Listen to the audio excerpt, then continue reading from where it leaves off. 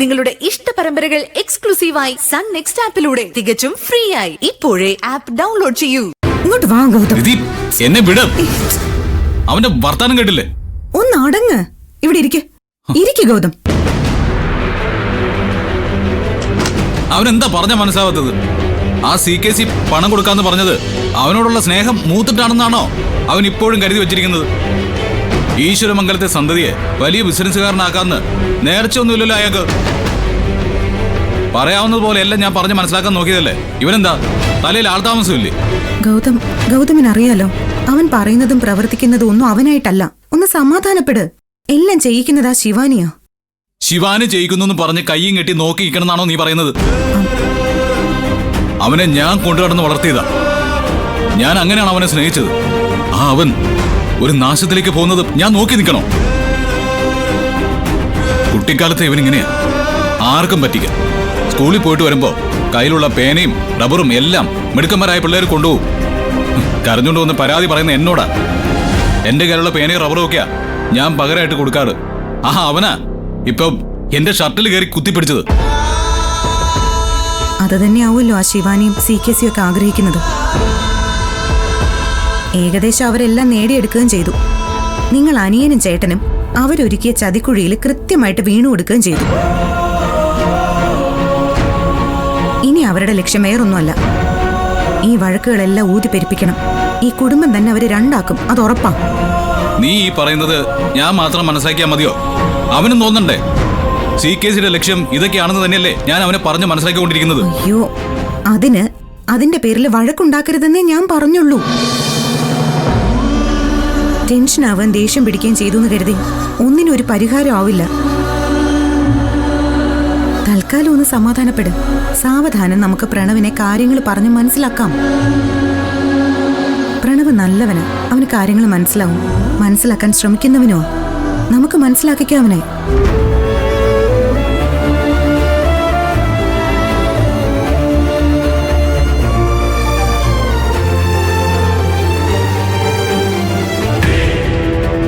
എന്നെ കാര്യങ്ങൾ പറഞ്ഞ് പഠിപ്പിക്കുന്നതായിട്ട് അഭിനയിച്ച് ഇത്രയും നാളും എന്നെ പൊട്ടനായിക്കൊണ്ടിരിക്കുവായിരുന്നു അവര്.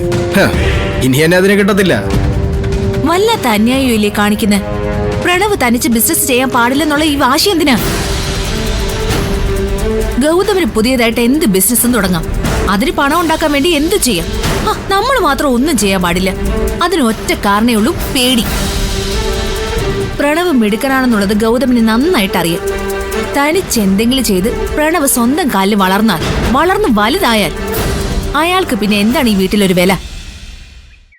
ഇനി അങ്ങനൊന്നും ഞാൻ പേടിക്കാൻ പോകുന്നില്ല ശിവാനി. പഴയ ആളൊന്നുമല്ല ശിവാനി ഞാൻ. അയാളും എന്നെ രക്ഷപ്പെടാൻ അനുവദിക്കത്തില്ല. സ്വയം ഒരു വഴി വെട്ടിത്തളിച്ചാ അവിടെയും കയറി കുറുകെ നിൽക്കാൻ വേണ്ടി വന്നാ തള്ളി മാറ്റിയിട്ട് തന്നെ ഞാൻ മുന്നോട്ട് പോകും. അങ്ങനെ പറയും. ഇതാണ് ആണത്തം. ഇനി എന്റെ പ്രണവിനെ നിധിക്കും ഗൗതമിനും തൊടാൻ കിട്ടില്ല. സത്യത്തിലേ എനിക്കൊരു സംശയം തോന്നുക. ഇവര് CKC അങ്ങളുടെ ബിസിനസ് ശത്രു എന്നും പറഞ്ഞ് അകറ്റി നിർത്തുന്നതേ വെറുതെ ആണെന്ന് എനിക്ക് തോന്നുന്നത്. എന്തായാലും പ്രണവിന്റെ കൂടെപ്പിറപ്പായ ചേട്ടന്റെ അത്രയും ഡേഞ്ചർ അല്ല CKC അങ്കിള്. അയാളെ ഏട്ടനെന്ന് പറയുന്നത് എനിക്കിപ്പോ അലർജിയാ. എന്തായാലും സമ്മതിക്കണം. എന്നാലും ഇങ്ങനെ മനുഷ്യന്മാരുണ്ടോ? കൂടപ്പിറപ്പ് രക്ഷപ്പെടുന്നതിൽ എന്തൊരു കണ്ണുകടിയാ. ആ നിധിയുടെ ആർത്തിയായിരിക്കണം ഇപ്പൊ ഗൗതമനെ ബാധിച്ചിരിക്കുന്നത്. ഈശ്വരമംഗലം കുടുംബത്തിന്റെ സ്വത്ത് ഭാഗം വെച്ച ഡോക്യുമെന്റ്സ് വായിച്ചതോടെ എനിക്കെല്ലാം കൃത്യമായിട്ട് ബോധ്യപ്പെട്ട് കഴിഞ്ഞതാ. അയാൾക്ക് 50%, എനിക്ക് 20%. ഇനി അവരുടെ ചതി ചെന്ന് വീണു കൊടുക്കാൻ എന്നെ കിട്ടത്തില്ല. അല്ല പ്രണവേ, ആ ഓഹരിയുടെ കാര്യം പ്രണവെന്താ ഇതുവരെ അവിടെ ചോദിക്കാതിരുന്നേ? ഇപ്പോഴെങ്കിലും ചോദിക്കായിരുന്നില്ലേ? എന്തിനാ 20% എഴുതി വെച്ച് എന്നെ തഴഞ്ഞതെന്ന്? നിധി എന്തിനാ നോമിനി ആക്കിയതെന്ന് ചോദിച്ച് ഒരു തീരുമാനം ഉണ്ടാക്കായിരുന്നില്ലേ? അല്ല, ഇപ്പൊ ഈ ഒരു അവസരത്തിൽ ഞാനത് ചോദിച്ചാ എന്തായിരിക്കും അവര് മറുപടി പറയാൻ പോകുന്നത്? നാണമില്ലാത്തവരാ.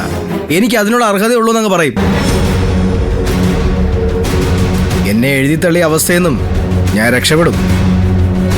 CKC അങ്കിൾ തരുന്ന ഫണ്ട് കൊണ്ട് കോഫി ഷോപ്പ് ബിസിനസ് തുടങ്ങി ഞാൻ എൻ്റെ പവർ തെളിയിക്കും. ബെസ്റ്റ് ബിസിനസ്മാൻ അവാർഡ് ഞാൻ വാങ്ങിക്കുകയും ചെയ്യും. അതിനുശേഷം എല്ലാത്തിനും ഒരു ചോദ്യം ചെയ്യലുണ്ട്.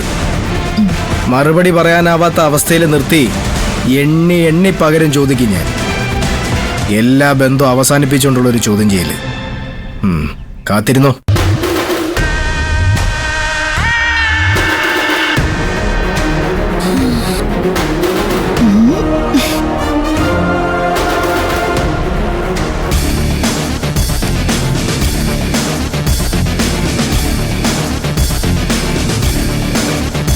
ഓക്കെ, ആ മെയിൽ ഫോർവേഡ് ചെയ്തിട്ടുണ്ട്. അതിൽ പറഞ്ഞിരിക്കുന്ന എല്ലാ ഡീറ്റെയിൽസും വെച്ച് വേണം ക്ലയന്റിന് ലെറ്റർ ഡ്രാഫ്റ്റ് ചെയ്യേണ്ടത്. ഓക്കെ? ആ, ചെയ്യാം. ഓക്കെ.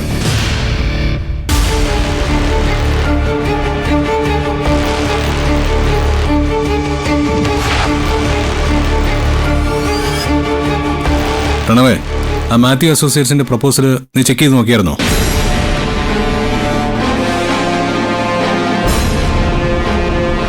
പ്രണവേ, ഞാൻ ചോദിച്ചു കേട്ടായിരുന്നോ?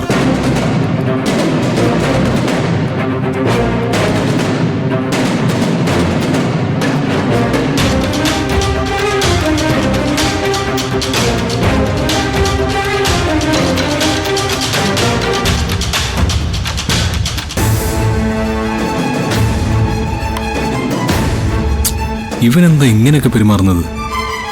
ഇനിയിപ്പോ എന്ത് ചെയ്യും?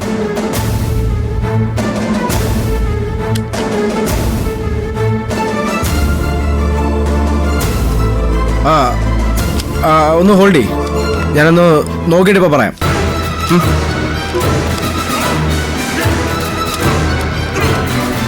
ഒരു മിനിറ്റ്, ഞാൻ നോക്കിക്കൊണ്ടിരിക്കുക. നീ എന്തായി നോക്കുന്നേ? കാര്യം എന്താന്ന് പറഞ്ഞാൽ ഞാൻ കൂടെ ഹെൽപ്പ് ചെയ്യില്ലേ? എടാ, ഏത് ഫയലാ നീ നോക്കുന്നേ? എടാ, നിന്നോടാണ് ഞാൻ ചോദിക്കുന്നത്, നിനക്ക് കേൾക്കാൻ വയ്യേ?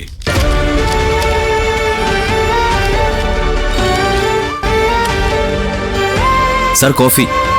ആ, വരൂ. സർ. ആ, ഒരെണ്ണം പ്രണവിനും കൂടി വെച്ചോളൂ.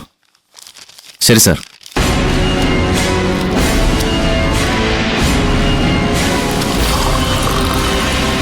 Sir, coffee. ഞാൻ തന്നോട് കോഫി ചോദിച്ചോ? ഇല്ലല്ലോ. Sir, coffee. താമസിക്കൂ.